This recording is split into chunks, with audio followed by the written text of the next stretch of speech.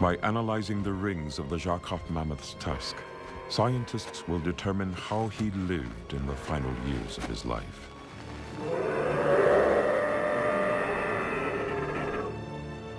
Further clues will be required if they're to answer more compelling questions. How and why did the Zarkov mammoth die?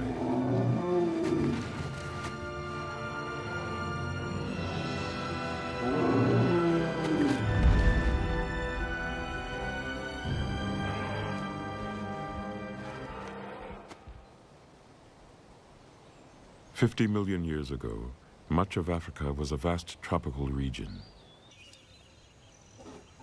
It was here, 10 million years after the last dinosaur went extinct, that the ancestors of both the mammoth and the modern elephant first emerged.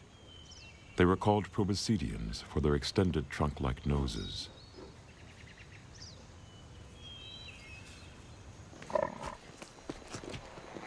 The earliest of their order was small and amphibious. The pig-like Moratherium had only a hint of a trunk and hippo-like tusks.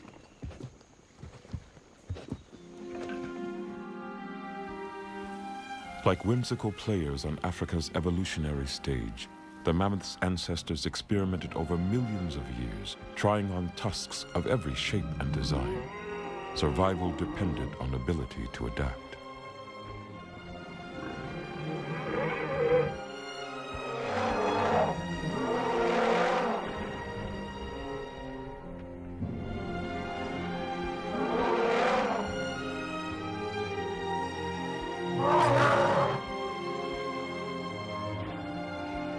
The earliest proboscideans with both trunks and tusks were the dinotheres, who arrived on the scene some 40 million years ago.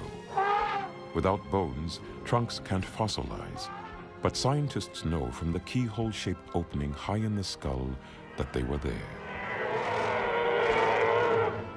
Over the millennia, most of these animals would disappear, and the shovels, hooks, fangs, and spear-like appendages would evolve into elegant curvy tusks for the surviving species, mammoths and elephants. African elephants would remain on the continent. In this tropical latitude, they developed large ears to facilitate heat loss. But as some animals migrated north and east to Europe and Asia, they adapted to changing climate and higher latitudes. The Asian elephant migrated to India, where it would develop smaller ears since the climate didn't require such an extreme ventilation system. Its cousin, the southern mammoth, pushed onward toward cool northern climes. Almost 2.5 million years ago, the southern mammoth arrived in Europe, where it remained for another 1.5 million years. Moving at a plodding pace of only 3 miles per year, the southern mammoth later migrated across the Bering Land Bridge to North America. It would eventually evolve into the Columbian mammoth. Then, 750,000 years ago, one of many waves of global cooling occurred.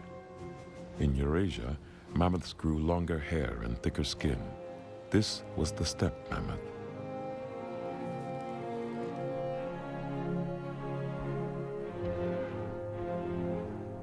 Its ears shrank as it moved into more extreme climates, and its hair grew even more coarse and shaggy. The woolly mammoth was born.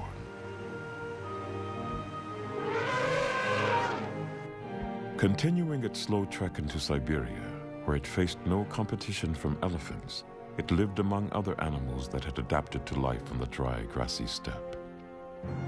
Then, only 100,000 years ago, some woolly mammoths made their way across the Bering Land Bridge to take up residence in North America. While the Columbian mammoth, its larger and less hairy cousin, migrated as far south as Mexico, the woolly mammoth remained in the northern part of what is now the United States.